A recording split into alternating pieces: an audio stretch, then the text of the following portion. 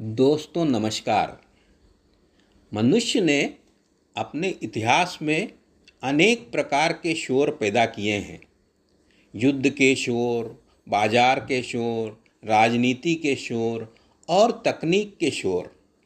लेकिन विडंबना यह है कि इस बढ़ते शोर के बीच मनुष्य की अपनी आवाज़ लगातार दबती चली गई है। आधुनिक जीवन ने उसे सुविधाएं तो दी हैं, पर अपने भीतर जमा भय, क्रोध, निराशा और तनाव को सहज रूप से व्यक्त करने का अवसर कम कर दिया है। शायद यही कारण है कि आज पूरी दुनिया मानसिक स्वास्थ्य के लिए नए नए उपाय खोज रही है। कोई जंगलों की शरण में जा रहा है, कोई डिजिटल डिटॉक्स कर रहा है और कोई झील के किनारे खड़े होकर पूरी शक्ति से चीख रहा है। अमेरिका के शिकागो से एक ऐसी ही दिलचस्प खबर सामने आई है।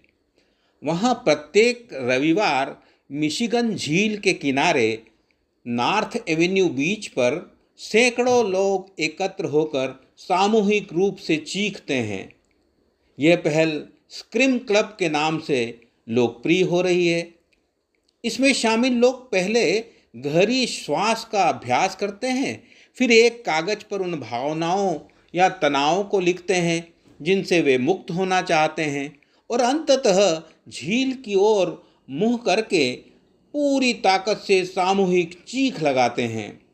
इनका विश्वास है कि इस प्रक्रिया से भीतर जमा गुस्सा, दुख, चिंता और मानसिक दबाव बाहर निकल जाता है और व्यक्ति स्वयं को हल्का महसूस करने लगता है।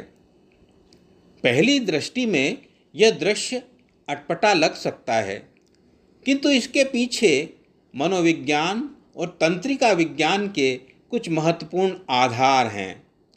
तीव्र स्वर और गहरी श्वास शरीर के सिंपैथेटिक तथा पैरासिम्पैथेटिक नर्व सिस्टम को क्रमशः सक्रिय करते हैं। इसके परिणाम स्वरूप शरीर पहले ऊर्जा के विस्फोट का अनुभव करता है और उसके बाद शांति की अवस्था में लौटने लगता है।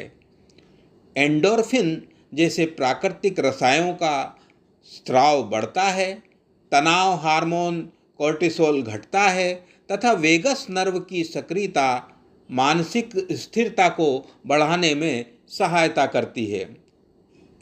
मनोवैज्ञानिक भी मानते हैं कि भावनाओं को लगातार दबाकर रखना व्यक्ति के मानसिक स्वास्थ्य के लिए उचित नहीं है। सुरक्षित वातावरण में उन्हें व्यक्त कर पाना भावनात्मक शोधन या कैथार्सिस की प्रक्रिया का हिस्सा है।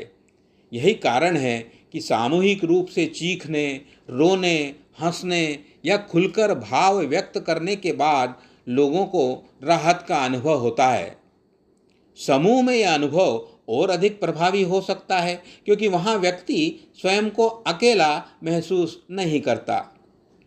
फिर भी यह समझना आवश्यक है कि स्क्रीम क्लब जैसी गतिविधियाँ किसी गंभीर मानसिक रोग का उपचार नहीं है।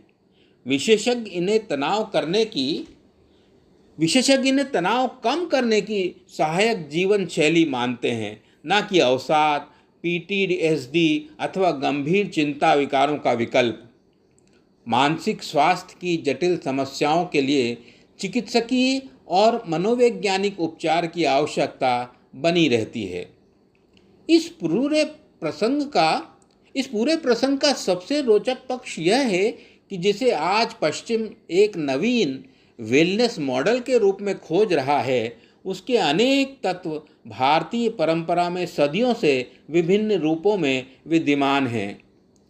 भारतीय योग केवल शरीर को लचीला बनाने का अभ्यास नहीं, बल्कि श्वास, ध्वनि और चेतना के वैज्ञानिक संतुलन की एक विकसित प्रणाली है।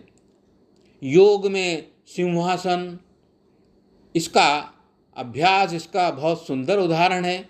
इसमें साधक जीभ बाहर निकालकर सिंह की भांति गर्जना करता है। यह केवल शारीरिक व्यायाम नहीं, बल्कि संकोच, भय और दबी हुई भावनाओं को मुक्त करने का एक प्रतीकात्मक अभ्यास भी है। इसी प्रकार भ्रामरी प्राणायाम में उत्पन्न होने वाली मधुमक्खी जैसी गूंज मन को शांति प्रदान करती है और तंत्रिका तंत्र पर सकारात्मक प्रभाव डालती है। नाद योग तथा ओम का दीर्घ उच्चारण ध्वनि के कंपन के माध्यम से शरीर और मन में संतुलन स्थापित करने के प्रयास करते हैं। भारत में सामूहिक भावनात्मक अभिव्यक्ति की परंपरा भी अत्यंत समृद्ध रही है। ओशो के डायनेमिक मेडिटेशन में कैथार्सिस का पूरा चरण इसी उद्देश्य के लिए रखा गया है, जहाँ व्यक्ति रो सकता है, हंस सकता है, चीख सकता है या अपने भीतर के दबाव को मुक्त कर सकता है। दूसरी ओर देश भर के पार्कों में प्रचलित हास्य योग्य क्लब भी सामूहिक हंसी को तनाव मुक्ति का माध्यम बनाते हैं। सुदर्शन क्रिया, कीर्तन और सामूहिक भजन भी ध्वनि, लय और सामूहिक ऊर्जा के माध्यम से मन को हल्का करने का कार्य करते हैं। फिर भी दोनों परंपराओं में एक महत्वपूर्ण अंतर दिखाई देता है। शिकागो का स्क्रीम क्लब मुख्यतः तत्काल भावनात्मक विसर्जन पर केंद्रित है, जबकि भारतीय योग और ध्यान परंपरा केवल तनाव निकालने तक सीमित नहीं रहती। उसका उद्देश्य मन को इस प्रकार प्रशिक्षित करना है कि तनाव उत्पन्न ही कम हो या उत्पन्न होने पर व्यक्ति उसे संतुलित ढंग से संभाल सके। दूसरे शब्दों में, एक पद्धति तत्काल राहत देती है, जबकि दूसरी दीर्घकालिक मानसिक अनुशासन विकसित करने का प्रयास करती है। आज दुनिया मानसिक स्वास्थ्य के जिस संकट से गुजर रही है, वह केवल चिकित्सकीय चुनौती नहीं है। यह हमारे सामाजिक जीवन, पारिवारिक संबंधों, कार्य संस्कृति और जीवन दृष्टि का भी प्रश्न है। यदि समाज में संवाद घटेगा, अकेलापन बढ़ेगा और भावनाओं को व्यक्त करने की जगह कम होगी, तो तनाव नए नए रास्ते खोजेगा। ऐसे में स्क्रीम क्लब जैसी पहलें हमें यह याद दिलाती हैं कि मनुष्य को अपनी भावनाओं के लिए सुरक्षित स्थान चाहिए। शायद इस समाचार का सबसे बड़ा संदेश यही है कि मानसिक स्वास्थ्य की खोज में पूर्व और पश्चिम अब एक दूसरे के विरोधी नहीं, बल्कि सहयात्री बनते दिखाई दे रहे हैं। पश्चिम भावनात्मक अभिव्यक्ति की आवश्यकता पर बल दे रहा है और भारत की प्राचीन परंपराएं उसी अभिव्यक्ति को श्वास, ध्वनि, ध्यान और आत्मानुशासन के साथ जोड़कर संतुलन का मार्ग दिखाती हैं।